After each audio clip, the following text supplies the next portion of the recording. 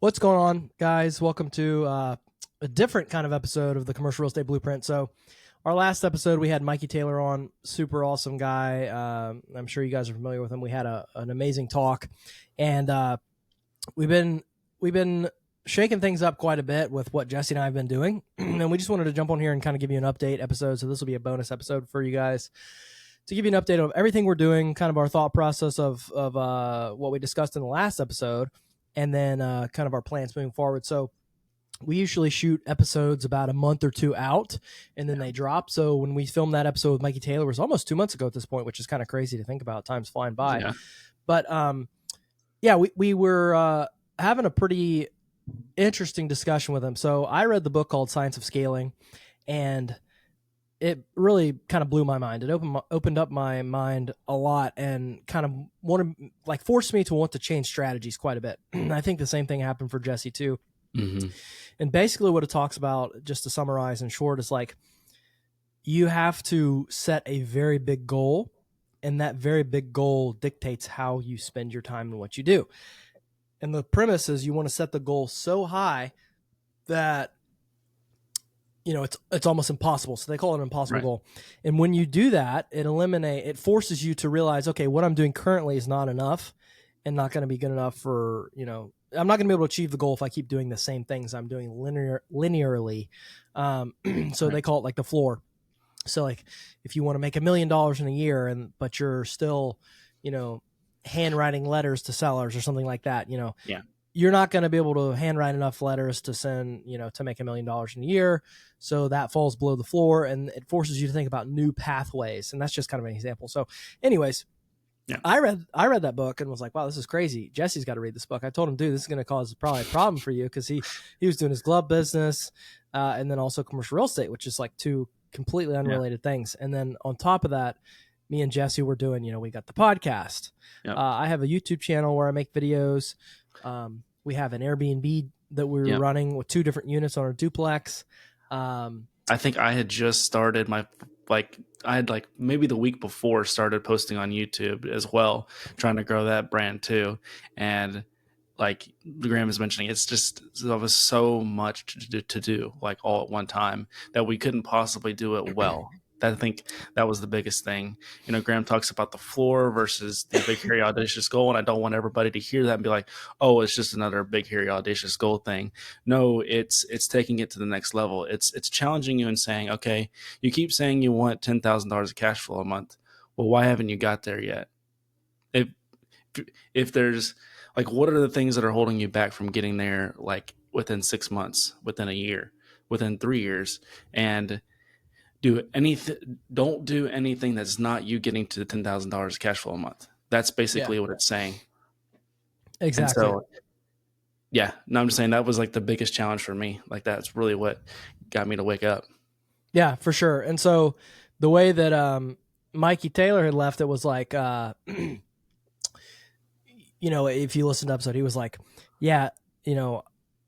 very clearly you have to pick one and go all in on it. And so he was like, after this, I want to hear you, Jesse, like quick pick one and go all in. So for a while, we actually thought Jesse was going to not quit commercial real estate, but stop it for the time being, go all in on his glove business, because that was kind of what, that was a more of a limited time frame thing. And then, but ultimately, we end up fast forward to today. Jesse decided he doesn't want to do that, which is perfectly understandable. We have a lot of stuff going on, a lot of irons in the fire. And since then, we've simplified quite a bit, which I still personally want to simplify even more. I still think I have too many things going on, and want to focus on what's going to move the needle the most, and obviously scale. But for Jesse's sake, there was kind of, I'll let you elaborate on your thought process behind it. But I'd say one of the big things is kind of a big thing that happened between now and then. So I got engaged a couple months ago. I think it was like right around the time of Mikey Taylor. I don't remember exactly when Mikey Taylor's interview was, so I can't remember exactly when to place it, but it was right around the same time. And so I'm looking to getting married in June, which is super exciting for me and my fiance Sierra. And kind of on that strength, it's like, well, I can't just like quit everything. Like I'm about to have some more responsibilities, some more growing up to do. And then Graham's had a huge announcement as well since Mikey Taylor's podcast. Yep. we said it on there, but my wife and I are expecting our fourth, which is awesome. We're so excited. So Yeah, in that's super. February of 2026, we'll be having a baby girl. That's awesome. Yeah. I Yeah, think man. when Graham had his third, everybody was asking me, he's like, "You think they're gonna have any more?" I was like, "Yeah, I'm pretty sure they're gonna have another one." Yeah. I don't think any of us expected it this soon, but it's amazing, and congratulations again, Graham. Yeah. Thanks, man. Same to you. But yeah, go ahead. Elaborate more like on kind of your thoughts and Yeah. what you're thinking now. So what I'm thinking now is, I did a lot of um, praying and consideration and everything that I had going on. I sought counsel from a lot of godly men that I look up to, a lot of businessmen that I look up to. And the consensus I came up to was I can't quit everything, so I'm going to quit as much as I possibly can. I looked into selling the glove company. I looked into doing the glove company only. Um, Commercial real estate was pretty much what's been paying my bills since I got out of the military. And I my glove business is doing well. It's growing. We went from 10 grand in 1 year to over 50 grand in a year. And like, that's a great growth, but it's not enough for me to live on. It's not enough for me and my fiance to live on. So we decided that we were going to stop doing the duplex. We decided we're going to stop doing YouTube. We're going to keep the podcast going because it's done so much for us. We're learning so much. It's helping us with commercial real estate that it's not a distraction. We can record, as Graham mentioned earlier, 2 months out. And so I think what we're thinking is, I'll quit as much as possible, continue the glove company. Let me only focus in the glove company on things that are going to take that business to the next level. So that's working specifically with businesses that I have designed a glove for them. And outside of that, I'm not really focused on like keeping inventory outside of that. Like, I'm only doing like a couple things in my business that I know are going to take things to the next level. Like a company that has 10 locations that can put me in all of them. I'm actually going into another company right now that's going to put me in 4 locations. It's going to take time. It's not going to happen overnight. It's like a brokerage deal. You get them going to contract, and in 3 months you get paid. It might take 6 months for us to do this full build out. But doing less in that business is going to create more for me, and it's going to be much less distractions. And for me, that's as much of a science of scaling as possible. I did a lot of praying on considering quitting, canceling, whatever you want to call it, selling the business. And I think at a certain point, you just kind of have to let go and let God happen. And that's what I'm doing. And getting rid of all the other distractions like Airbnb and stuff. Like me and Graham were talking this morning, we're so excited because getting rid of the Airbnb for us is such a mental clarity. We hope it's going to sell next year or next month, and then Lord willing it will. But I think it will sell either way in the next few months, and we'll be able to move on and go all in on industrial real estate.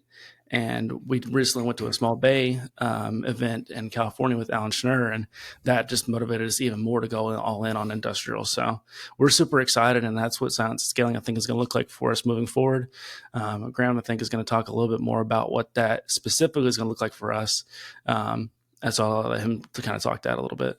Yeah, for sure. And also just to give a update kind of on our portfolio, like Jesse implied, we went under contract last week on the first duplex Jesse and I bought and partnered together on in Durham. It's under contract now, set to close in early November. Yeah. So, this week we were like, all right, we're going to sell this. We're going to make a good profit on it. We're going to roll this into something else. Obviously, we're going to roll into industrial building if we can. So we sat down, we're looking at everything. And this was definitely like a God thing. We were looking at everything like, what should we buy? We have several different options we're looking at, which is awesome. And out of nowhere, the owner of one of the buildings we bought before, who seller finances a deal, his broker reached out, was like, hey, this guy has his other building. He just got his taxes done and he's ready to sell the next one. Same terms as the other building. And I was like, no freaking way. So anyways, we sat down, looked at it. It's not like a home run deal. It's a good deal. And I think it has the potential to be a home run deal. We just have to be a little more patient. But same thing, seller financing, 10% down. It's exactly what we want to buy. It's about 18,000 square feet. It's 2 different tenants. So Lord willing, we're going forward with that, which is super exciting, which will put our portfolio to, let's see, four industrial buildings between Jesse and I, and then Yeah. 4 more with City Plat, and then we have offers out on another one actually. We have agreed on terms actually. Yeah. So we have agreed upon terms and a contract pending signature by the seller right now for another 18,000 square foot building in the same area. That one's going to be interesting. We have about a 90-day exam period, excuse me, where we are going to be trying to pre-lease it because obviously we have to get financing. It's not seller financing, and we have to pre-lease it. So we got a lot of stuff going on. We, we're selling our duplex, which is simplifying things a lot because that was 2 Airbnb units, which may not seem like a lot, but it's a pain in the butt. Then we got, 1 offer pending. We're probably going to go under contract on. The other one we're touring tomorrow just to make sure everything looks good. And if so, we're going to roll into that one. So we're hopefully going to add 2 more buildings to our portfolio. And we're in the process of potentially selling the first commercial building we ever bought because we just got a very good offer from the tenant that we can't really refuse. So things are moving, and we're trying to grow and trying to be aggressive in terms of like what I want to do moving forward with the science of scaling. I still feel like I'm doing way too many things. I like making YouTube videos. I like the podcast. I like brokerage. I like the investing. We got the LinkedIn newsletter and stuff like that. Yeah. And all of it's centered around commercial real estate. So it's somewhat unified, but it's tough. It's tough to decide. I mean, I feel like I'm just barely doing good at all of them. So, I mean, if you guys listening have any suggestions or successful, you hear a lot of the most successful people say like they do one thing until they hit, I've heard like people like Ryan Pineda. I think he was like, get really good at one thing only until you make like $500,000, then diversify. Then you can diversify into other things. And most people say they do very, very well at one thing, and then eventually they diversify. They don't diversify in the beginning because if you do that, it's splitting your attention thin, and it's like, you're not going to do very well. You're not going to do very well. So, that's kind of an update of everything we got going on. I'm trying to think if there was anything else we missed. I don't think so. We got some exciting guests coming up on the podcast. Got one we're filming right after this. We're really excited about, and I think that's all I got. You got anything else, Jesse? No, I think that's it. I mean, it's definitely a lot that we have going on, but that's really it to sum it all up. Yeah, absolutely. So if you guys listen to this and you're enjoying the podcast, please give us feedback.